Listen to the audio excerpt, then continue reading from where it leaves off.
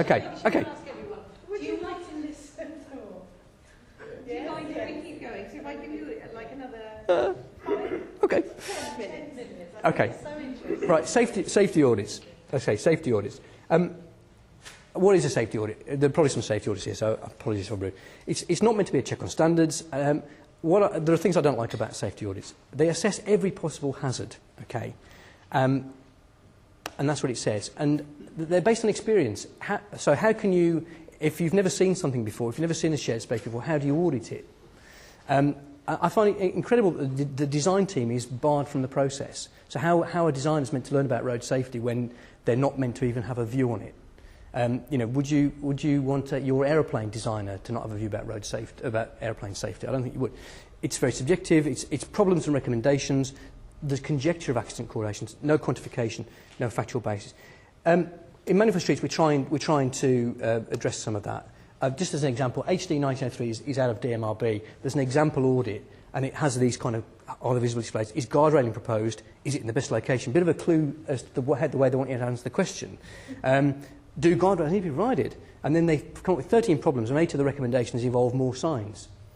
And the kind of the underlying philosophy, I think, of a lot of auditors is that more you stuff in, the safer it will get. And that's the kind of thing you might get. I think that's meant to be Oxford Circus, actually. So, Manual for Streets process says we should start with the policies. If we want people to walk around, we should. That's our policy. So, what does that mean for this place? We should boil the policies down to some objectives for this design. What do we want out of this design for this bit of street? We do a design. We do what we call a quality audit, where we don't just look at road safety. We might look at what does it do about walkability, what does it do about environmental objectives, what does it do about visual quality, and does it meet those objectives? And we go around that loop until we've got a set of designs that meet the objectives as closely as or the best fit we can get. Then we implement, and then we monitor it. And if it's innovative, we might do some monitoring at the end to say, well, how does it actually work out in practice? And I'll just show this example, which again some of you may know. My understanding from Kensington is that where some of the these pens were put in without guardrailing, they found people were crossing on the design line, strangely enough. So there was a concern that was a trip hazard. So there's now a little notch out where that lady is walking, so that people can actually walk across on the design line without tripping over. Now, if you're a disabled person, you want to follow the blister paving, you can do the zigzag, but you can do that. So, which is an example of coming back to the scheme after and through the monitoring exercise. We've talked about place movement, design speed of 20, nothing surprising there. Stopping sight distances, big change in Manual for Streets. We've got our famous stopping sight distances in DMRB, which are very conservative. They assume the driver doesn't react for 2 seconds before they hit the brakes, and then they decelerate at 0.25 G, which you can stop in snow on 0.25 G. So, if you ever try and stop at 90 metres at 30 miles an hour, it's a very long way to slow down. So our design, and we've now found from the TRO research, is that the longer sight distance increased speed. So why are we building all these roads with massive visibilities that aren't needed for stopping traffic, and they're just going to increase speeds? So there are new numbers in Manual for Streets, which I think are going to survive the last-minute editing. And we're looking at 30 miles an hour, a stopping sight distance of 40 metres, as opposed to, I think DB32 has 60. So quite considerable, which is going to make it easier to get brownfield infill sites away, which is good, I think. Make best use of land. Frontage development, the DB32 says no more than 300 dwellings without frontage access. We looked at 20 sites with various traffic flows, and we found very few accidents involving driveways. And so what Manual for Streets says is, well, probably about 10,000 a day is about the right sort of number on the evidence that we've got at the moment, and you can still have direct frontage access without it being a safety problem. More work probably needed on that, but that's parking. Census data shows, this is some research we've done for a DCLG that's meant to be coming out as a advice note soon, shows that the bigger the dwelling, the more cars people own. Amazing. And it shows that the blue lines are houses, the pink lines are flats, the ones with triangles are owner-occupied, the ones with circles are rented. Not owner-occupied. So you can see that for the same size of dwelling, people in houses own more cars than flats, and people in owner-occupied houses have more cars than they do in non-owner occupied, and they get bigger. It also shows that London is not that different to the rest of the country. This is 91 census data, but I don't think 2001 is that different.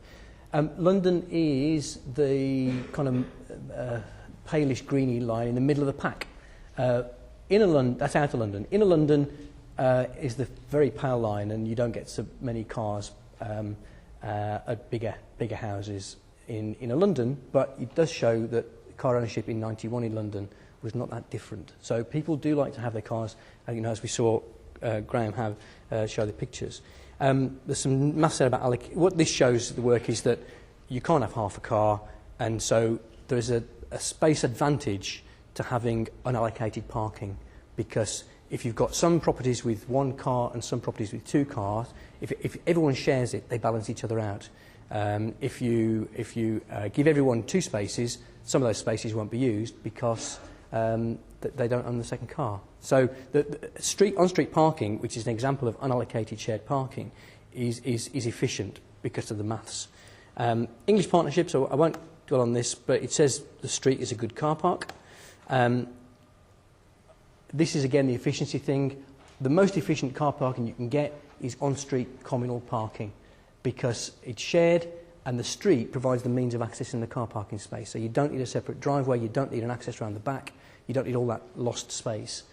The least efficient car parking in garages within individual dwellings, because they're inflexible, you need driveways to get to them, and people don't use them.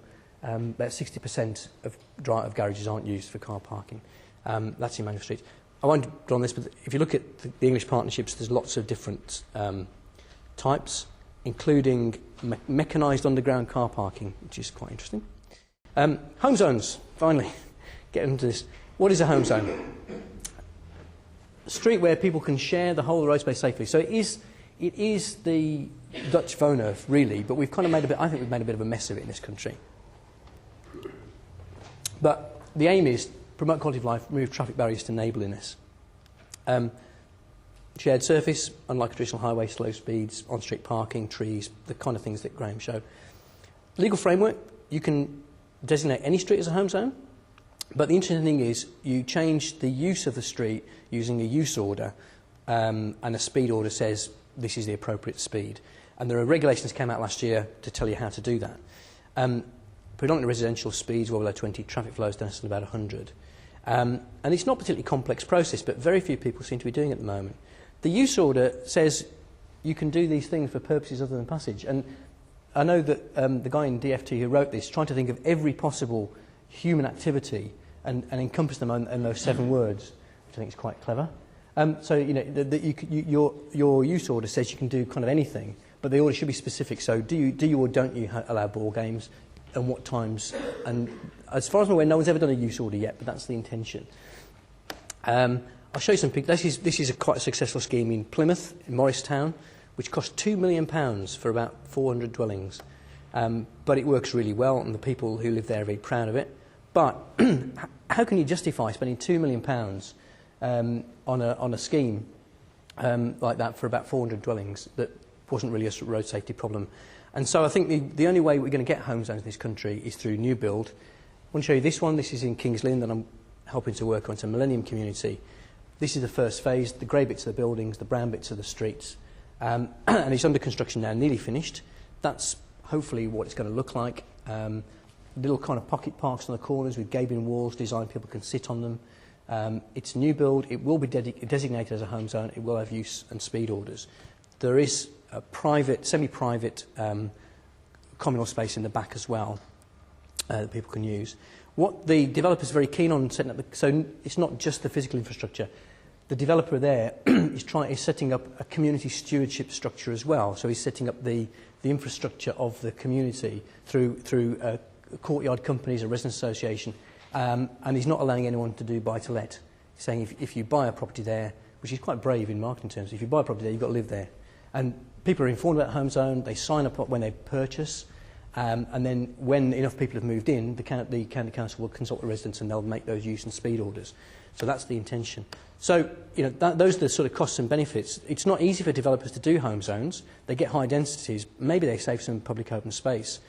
but they've got higher design costs, doesn't fit with local standards, a difficulty of adoption. What I would say to the public sector, if you want developers, if you like home zones, the only way you're going to get them is through new build, and you've got to make the benefits higher than the costs for developers to want to go through all this rigmarole of getting them done, basically. Because if what will happen is you'll get homestone style developments where they kind of have a go at it but don't do it properly, and certainly don't do the community side of things.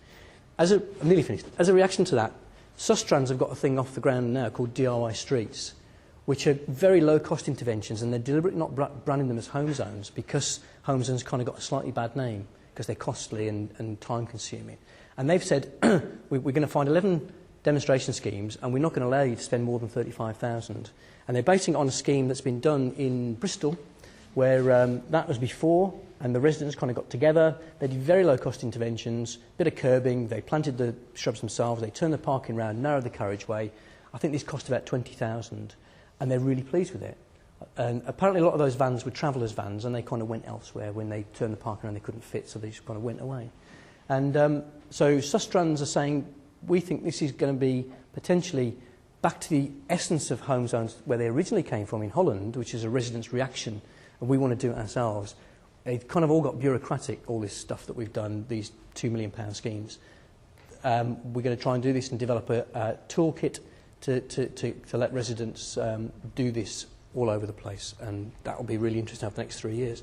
So, that's it. There, you can read that. Done. Great. Thank you very much.